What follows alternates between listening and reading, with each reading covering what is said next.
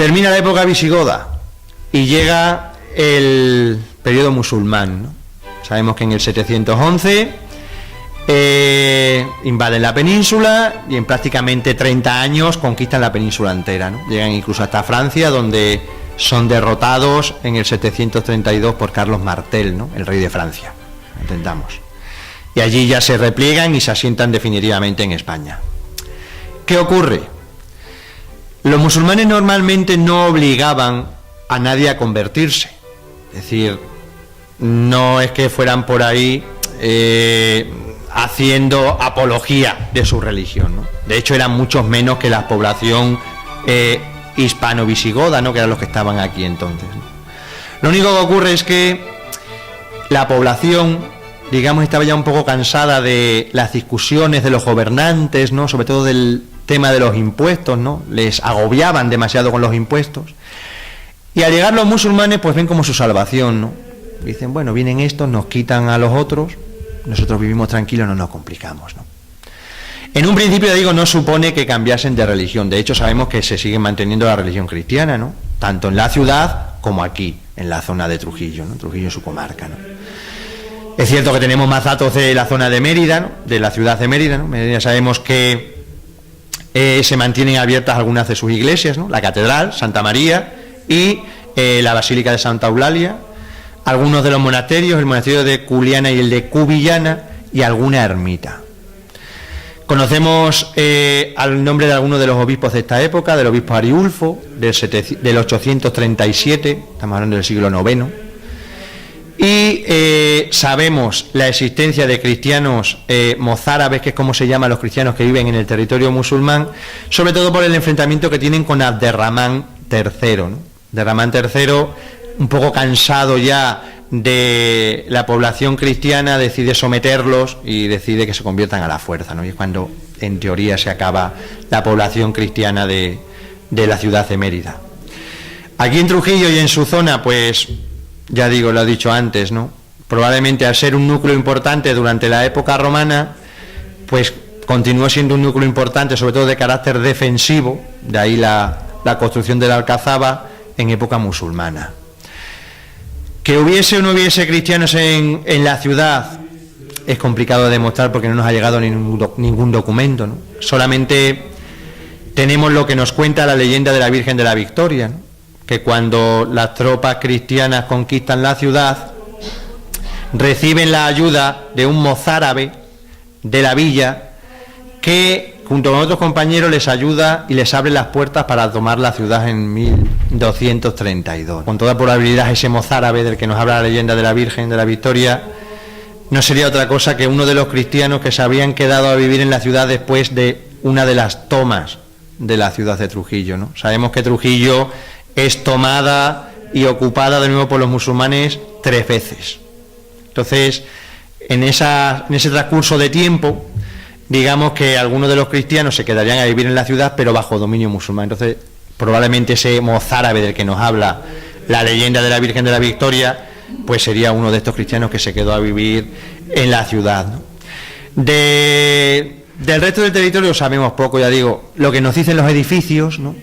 Vemos que los edificios quedan prácticamente abandonados, ¿no? De hecho, si por ejemplo la ermita que he citado antes de García, de Portera, vemos que están los dos periodos, ¿no? El periodo visigodo, que corresponde a la parte de la cabecera, al altar, para que nos entendamos, y luego el añadido que se le hace en la Edad Media ya en estilo gótico, ¿no? Lo mismo tenemos aquí muy cerquita, en Alcuéscar, ¿no? La Basílica de Santa Lucía del Trampal, que ocurre lo mismo, ¿no? Se conserva la cabecera gótica, la cabecera visigoda, pero el resto de la nave es ya gótica, ¿no? Del siglo XIV, siglo XV, ¿no? Lo que nos indica, pues, que la población cristiana desaparecería, sobre todo por la falta de clero, que no podía mantener el culto, por tanto, la fe, digamos, que acabaría apagándose, desapareciendo, y los edificios, pues, por consiguiente, serían abandonados, ¿no? Hasta que una vez reconquistada de nuevo la zona, pues esos edificios, algunos de esos edificios, como ocurrió en García, que luego se siguió utilizando hasta el siglo XVIII, como ermita de la Virgen de Portera, o Santa Lucía del Trampal, que también se siguió utilizando durante la Edad Media. Algunos de esos edificios fueron aprovechados, otros pues permanecieron en el olvido hasta que las excavaciones lo han sacado a la luz, ¿no? Ya digo, se conquista la ciudad, voy un poco de prisa por no enrollarme mucho. Sabemos que la conquista se produce el 25 de enero del año 1232, en el que habían cambiado algunas cosas, ¿no? Ya Mérida no era lo que fue, ¿no? Con los musulmanes, digamos que había pasado a ser ciudad de segundo orden. No existía tampoco la sede arzobispal, había sido trasladada a Santiago de Compostela, ¿no? El obispo Gelmírez, el que construyó la actual catedral románica que conservamos en Santiago de Compostela, pues aprovechó la toma de Mérida por los musulmanes para pedirle al Papa que el arzobispado se trasladase allí mientras Mérida estuviese ocupada, ¿no? Lo que ocurre es que cuando Mérida fue tomada por los cristianos en 1236, el Papa le pide al obispo que vuelva a restaurar la sede de Mérida, ¿no? Y que vuelva a trasladar la sede metropolitana, es decir, el arzobispado, ¿no?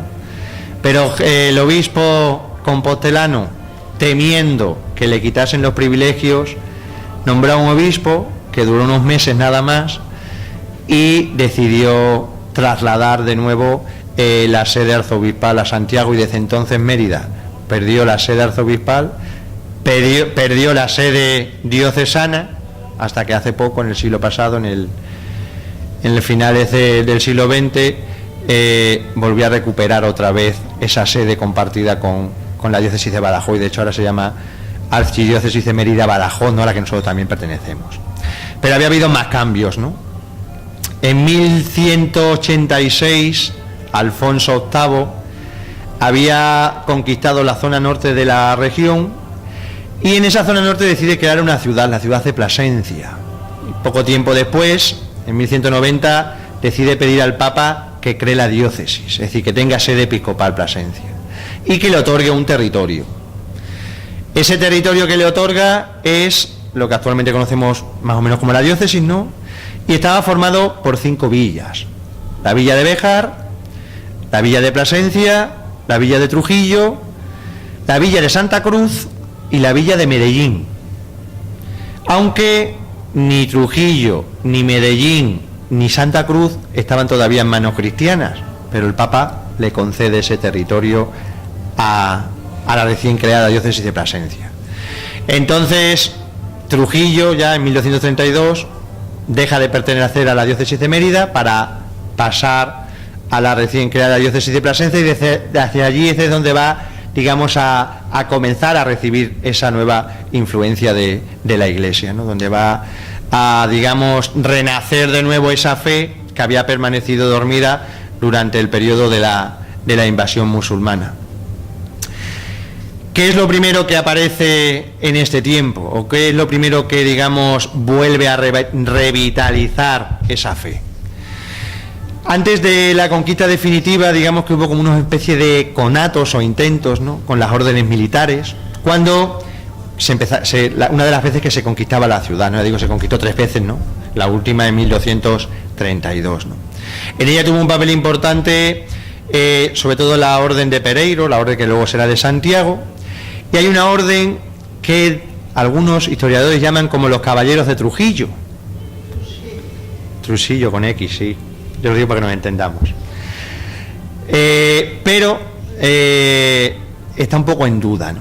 Porque no se sabe si es orden propia creada en Trujillo, o es una orden, o es la orden de Santiago, a la que algunos la denominan caballeros de Trujillo, porque fueron los que conquistaron la ciudad, los que reconquistaron la ciudad a los musulmanes. Entonces, ahí está la discusión hasta que aparezca algún documento o algo que pueda certificar que realmente existió esa orden de caballeros de Trujillo, o por el contrario fue la orden de Santiago a la que se le puso ese apelativo de caballeros de Trujillo por conquistar la ciudad. Por aquí anduvo también la orden del Temple. De hecho, hay una ermita que la conocerán mejor que yo, la ermita de la Coronada, ¿no?, que creo que está en ruina. La Virgen se conserva en San Francisco. San Martín. ¿San Martín o San Francisco? Es que hay sí, Coronada del sí, luego la otra que está en San Francisco hay otra. Que se cree que fue traída por los templarios en el siglo XIII Es decir, que nos estaría no solamente hablando de la implantación de la fe, sino de la devoción mariana, es decir, ya en ese momento, ¿no? Pero ya digo que esta parte de la historia está un poquito entre nebulosa, ¿no? Porque no hay muchos documentos y es complicado adentrarse ahí, ¿no? Se conquista la ciudad, ya digo, en 1232, todos lo saben mejor que yo, ¿no? Como el obispo de Plasencia, con las órdenes militares, sitian la ciudad en invierno, con las nieblas, con estos problemas, tal, y en ese momento en el que el obispo don Domingo de Plasencia, digamos que arenga a las tropas con un sermón fervoroso sobre la victoria por la fe y todo eso, es cuando ven el resplandor de la muralla, ¿no? Y creen ver a la Virgen, ¿no? Actualmente la Virgen de la Victoria, ¿no? Y es lo que les da la fuerza para entrar en la muralla, para atravesar la muralla ayudados, pues ya digo, por la acción de ese mozárabe de la villa, ¿no? Se conquista la ciudad, Fernán Ruiz, sí, Altamirano. Entonces, una vez conquistada la ciudad, ¿qué es lo primero que se hace? Organizarla tanto civil como religiosamente, ¿no? Civilmente se le da el fuero, es decir, las ordenanzas que regían el funcionamiento de la vida civil de la ciudad, y religiosamente, que es lo que nos interesa, se empiezan a crear las parroquias, las iglesias, ¿no? Según la tradición, la primera iglesia que se haría, que se construiría, o que empezaría a funcionar, sería la iglesia de Santa María, ¿no? Porque ella ocupa el lugar de la antigua mezquita de los musulmanes, ¿no? Primero se empezaría a utilizar la ermita de los musulmanes como lugar de culto, dice Clodoaldo Naranjo, con la leyenda, una vez purificada con agua y sal, ¿no? Que era el ritual que se seguía, ¿no? La gregoriana. Exacto. Pues la purificaron con agua y sal y empezaron a celebrar los cultos en ella mientras se construía el nuevo edificio, ¿no? Aunque hay también quien dice, ¿no?, que comenzaría a construirse mucho antes, antes de la invasión almohade, ¿no?, la última, porque la pila de Santa María, y lo sale mejor don José, ¿no? En la pila de Santa María están representados el ciprés, que es el signo de la orden del Císter, ¿no? Una de las del Temple, vamos, una de las que participaría en la conquista de la ciudad. Entonces, eso hace pensar que si no fueron ellos, los templarios, los que comenzaron a construir el primigenio edificio de Santa María, luego ya vino la invasión musulmana, la invasión almohade volvió a convertirse otra vez en mezquita, y luego en la última, en la conquista ya definitiva, fue cuando se construyó la iglesia, ¿no? Ya digo que eso ha sido siempre tenido así, ¿no?, la tradición, pero es cierto que, aunque es la parroquia más importante, luego con el tiempo se convirtió en la sede del arcipreste, incluso del vicario de Trujillo, ¿no?, de la zona de Trujillo, y todo lo demás, no tenemos que despreciar a San Martín, no porque está aquí el párroco, sino porque es verdad que siempre, como estaba fuera de lugares extramuros de la ciudad, ¿no?, pues se la ha considerado siempre como la segunda, ¿no? Pero es cierto que si tenemos en cuenta que la ciudad se conquista en 1232 y que en un documento de la diócesis, el estatuto fundamental de la catedral, se cita a San Martín en 1254, no se llevan tanto la una con la otra, es decir, que son casi coetáneas, ¿no? De que sean los dos más o menos de la misma época. Prácticamente todas las iglesias son de la misma época, ¿no? Te digo, Santa María la primera, la principal, Santiago, ¿no?, lo podemos observar por lo que queda de esa época, ¿no?, la torre románica y parte de los muros, ¿no? La iglesia de la Veracruz, San Andrés, que también está en discusión, ¿no?, si la de la Veracruz es la del cementerio, San Andrés es la de la Puerta San Andrés, o al revés, si es una a la otra, no se ponen muy de acuerdo. Yo lo dejo ahí hasta que alguien lo certifique plenamente y solucione el problema ese, ¿no?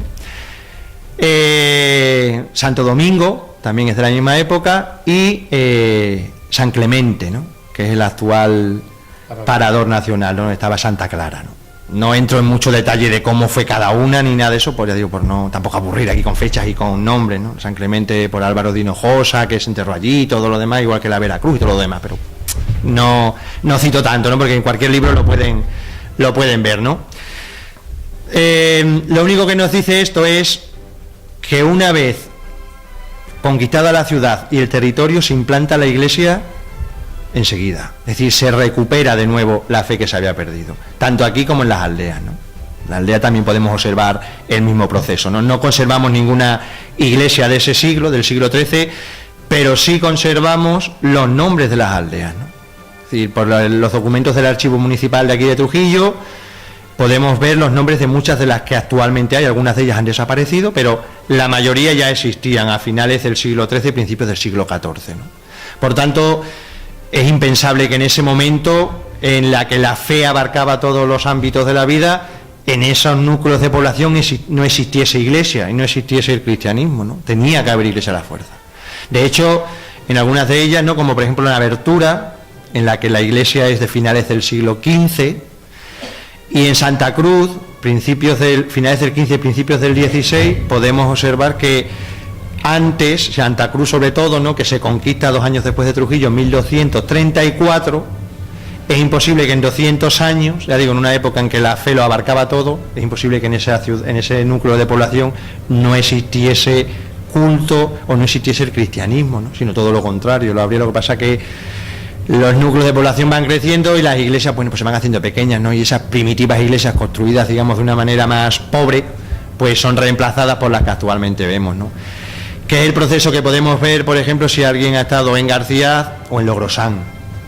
Se puede observar los dos edificios, ¿no? El edificio de finales del XV, en García es precisamente la cabecera, ¿no?, y la nave ya en el siglo XVI, ¿no?, y en Logrosán, que se conserva al revés, la cabecera del siglo XVI y la nave de mediados del XV. Es decir, donde vemos cómo se iba destruyendo una iglesia, se va construyendo la otra, ¿no?, se va adaptando a la nueva población.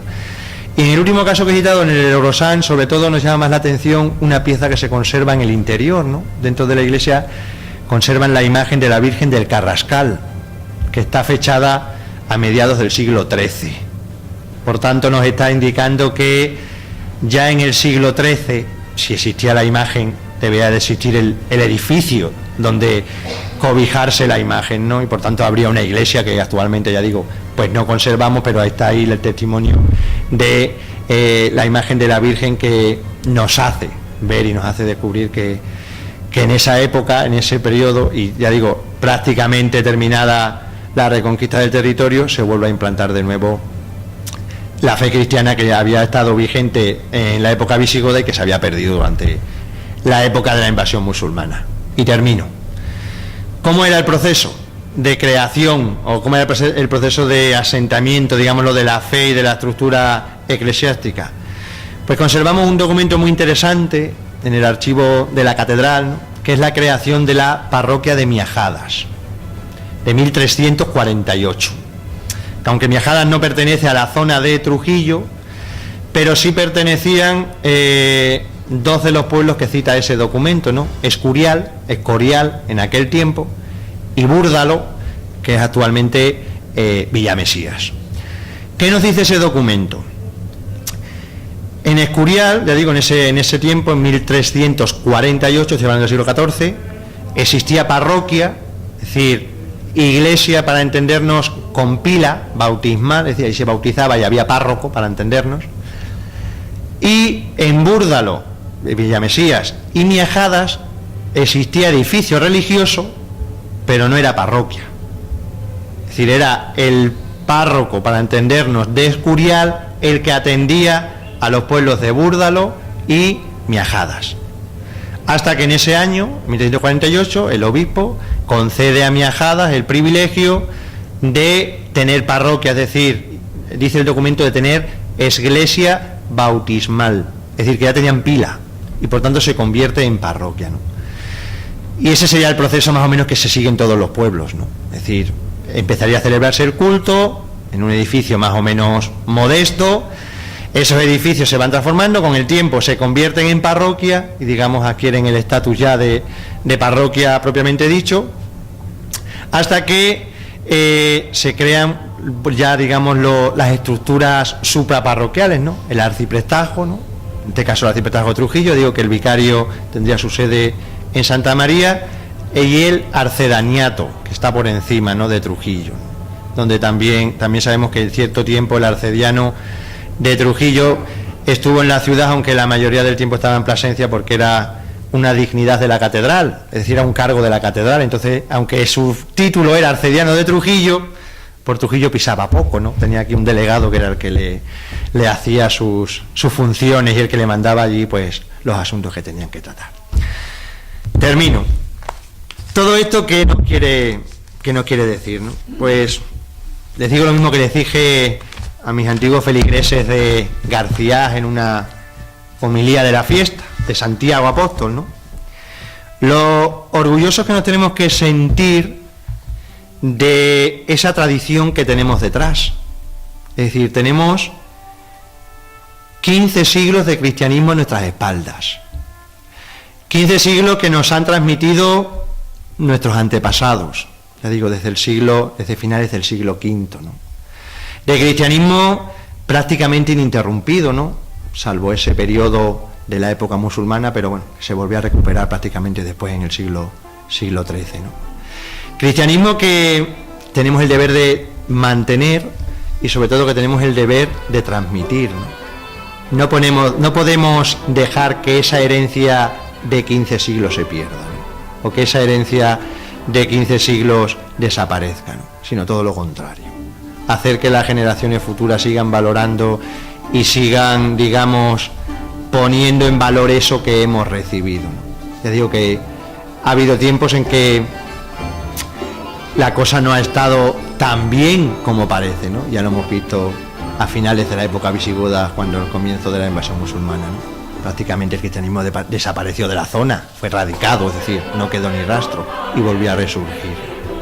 Pues eso es lo que nos tiene que animar, digamos, a seguir con esa tarea que nos han transmitido, esa herencia que hemos recibido y sobre todo, ¿no?, a valorar lo que tenemos, como decía al principio, ¿no? No tenemos cualquier cosa, no tenemos una tradición muy antigua, es decir, somos cristianos, por decirlo así, de solera, porque hay cristianos que no son tan antiguos como nosotros, ¿eh? ¿Cuántos países hay por ahí que no tienen 15 siglos de historia, ¿eh? Y nosotros la tenemos, ya digo, tanto aquí en la ciudad como en los pueblos de alrededor, ¿no? Y eso lo tenemos que valorar, lo tenemos que sentir y sobre todo tenemos que darle el valor que se merece, ¿no? No es algo que sea, digamos, baladí, como se suele decir, no es algo que, bueno, está ahí, no, es algo que nos tiene que hacer sentirnos orgullosos de tener la fe que tenemos hoy, porque la hemos recibido y sobre todo porque tenemos esa trayectoria detrás de cada uno de nosotros.